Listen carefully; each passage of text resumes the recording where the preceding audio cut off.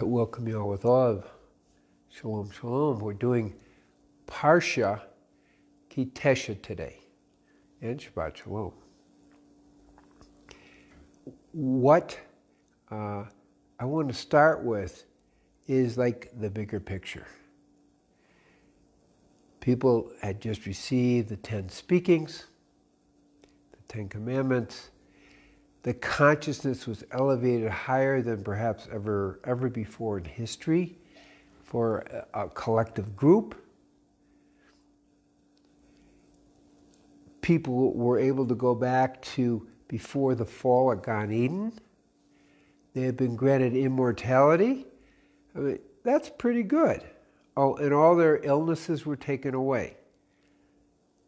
So there were crowns of glory above their heads. Now, that being said, why would you want to give that up? Okay? I mean, that's a pretty big question. But that seems to be the process sometimes that happens in humanity. So it's like, why are we doing this? We reach spiritual heights. I see this happen with people all the time.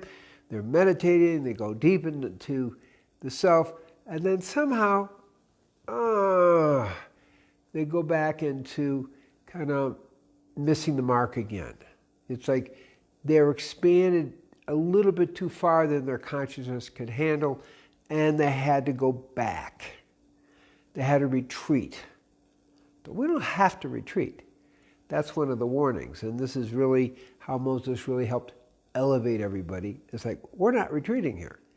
But people did retreat and lost it all, lost the crowns of glory, and lost the incredible merit that they had built up over lifetimes. So that's the setting of what's going on. Now, Moses has gone up the mountain. He's up there for 40 days. He comes down. They missed it by one day and thought he wasn't coming down, and different stories about the golden calf. What was created, was that a replacement for Moshe? Was that as a leader, or was that worshiping God? Whatever, it was a horrendous mistake.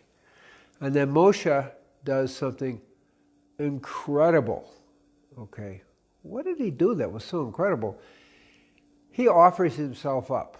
Now that's how he's a little different than even Abraham. Okay, he wants to not see people fall, not see misery. Different than Noah, who didn't complain.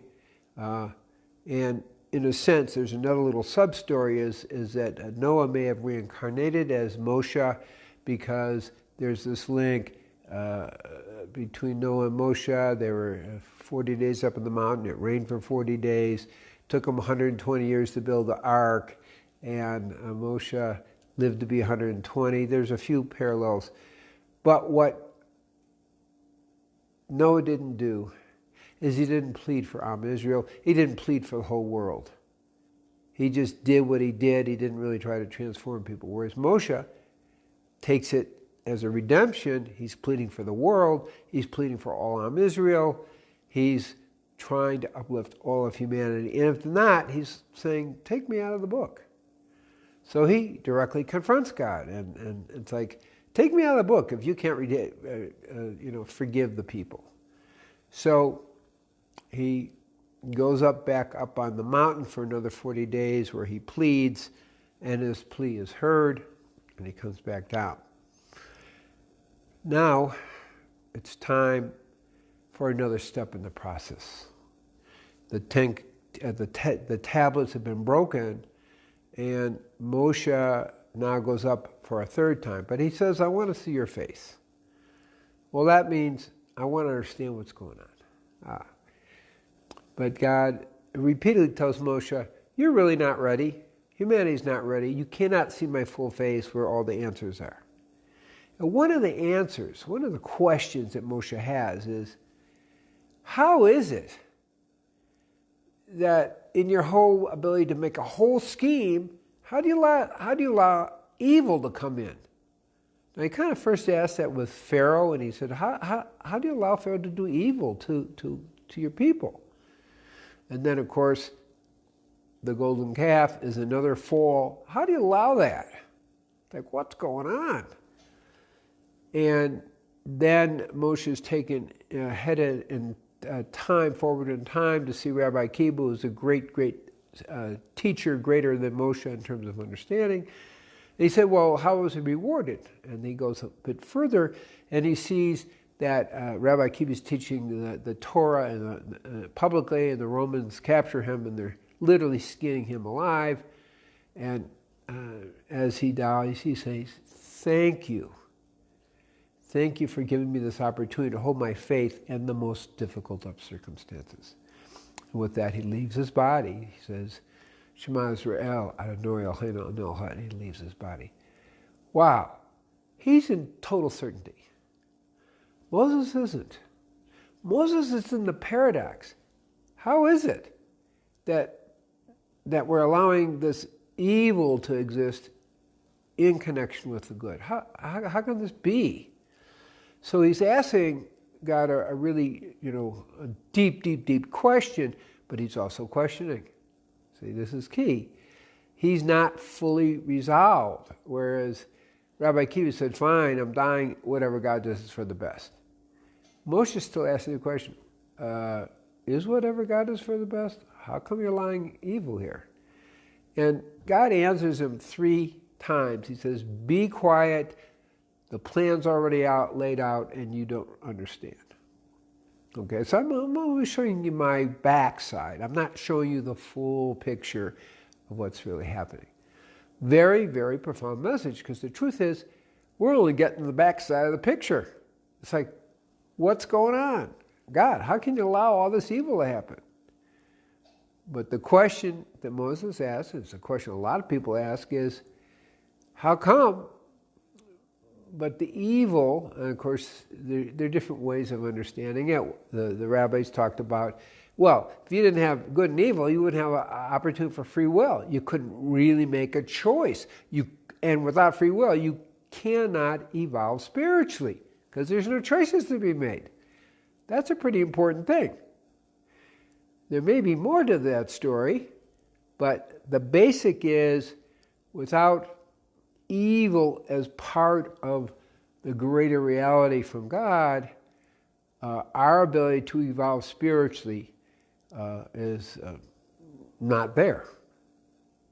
Okay, so that's the question Moses asks, and it's like, I can't deal with this paradox. So I had these questions. Later, going back to Rabbi Akiva, you have the story of Rabbi Akiva and the 3 very, very high-level rabbis who go into Gan Eden. He warns them, you're going to see some paradox. And this is the paradox of good and evil. It's like, how do we deal with this paradox? He said, don't try to resolve it. Live with it. Because if you try to bring unity out of it, you're not ready. And they didn't listen. So one person one very high rabbi, he dies, it's too much. Another one goes crazy. Another one becomes a heretic. Because they try to create unity out of a paradox, good and evil, that was beyond their understanding. And they couldn't do it. And so their mind snapped. So part of the message here is we live with it, we understand whatever God does is for the best, and we may not be able to get that full understanding. So that's how we start this parsha. I mean, it's like, that's huge. It's primordially huge. And we see Moshe really is as unclear as everybody else until he can just ultimately accept it. So that's one. Now, another thing that comes up is that they're preparing the tabernacle, and we're preparing what we call the incenses and the oils. Now, the incenses, called the ketoret, there's 10 plus 1, so the 10 represents the tree of life, and the 1 represents bringing in the dark side again, the evil, in the complexity of things. So ultimately, it's able to purify all the evil in the world. So that's pretty powerful. There's more of a metaphysics to it. I'm going to go into a little bit of the metaphysics, because it's said that in a previous world, Tohu, in the astral plane, we had the 10 Sephirotic energies of the tree of life, and light was put into them. They couldn't handle light. They shattered, and they went transdimensionally into the physical plane. And that's, in a sense, the basis of the physical plane. What we say the lower 7 Sephirotic energies shattered. And part of the work that we have in today's world is understanding the falling of evil and taking those sparks and bringing them back to the light. There's a very deep message here, very, very deep, is that all evil comes from good. Think about that for a second. Because the fundamental of the sparks of God in the initial, in the tree of life of the world of Tohu, it was from God. It was from the source of good. So from light, I mean, we have the darkness, and out of the darkness comes the light. But what we're seeing here is a very important message, is that to rectify evil, which is what we're talking about, we have to bring it back to its source, which is God, which is good, which is spiritual purity, because that's where the source comes from. And that's a deeper meaning of the breaking of what we say the 7 of the 10 Sephirotic energies and coming down to the earth. So that's exciting. It gives us an insight, because we have enough evil around. We have plenty of evil to spare, right? Okay? But our work isn't to oppose it, it's to transform it back into its source, into the light. Because everything comes from God. So that gives us an insight when they're talking about the 10 Sephirotic energies and the 10 incenses that represent that plus the 1. So that's another level of understanding that comes up in this. Now, at the very beginning, they're creating donations from the temple, and they ask every person to give half a coin. Well, how come?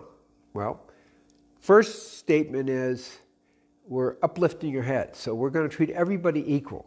The wealthy people can't give 20 coins and get a bigger bonus here. Everybody gets half a coin. That's fair, and it's very deep in that way.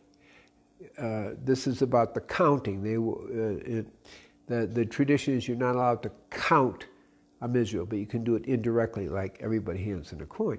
Another part of that is it's half a coin, because there's a message. We as individuals are half of the bigger picture. When we're collectively joined, we make the holy temple, we make the tabernacle, and we create a collective wholeness. So there's a statement, individuality is very important, it's half. And connecting with the collective is the other half, where we create the wholeness in relationship to God. So there's another piece to that, is it, at the beginning it says to lift up their heads. Remember, people were in slavery for a long time, 210 years. So how do we rectify it and bring them back to not being a nameless slave, but to give them a name and to understand that every person is a unique individual. Every person has a spark of God. Every person has a gift to give. And so giving the half coin is activating that level of understanding. So we've covered a lot here. To me, understanding is good, but the most important thing on the spiritual path is to keep going. Not to you get the revelation of Mount Sinai, not to receive the 10 speakings and then go back and worship the golden calf. So my message to you in the spiritual life is keep going, keep moving ever closer to the divine. Never give up, never stop, don't get discouraged, just keep going. It doesn't matter how many times you fall, as long as you get up one time more. Peace be with everybody. Shalom, shalom, shalom.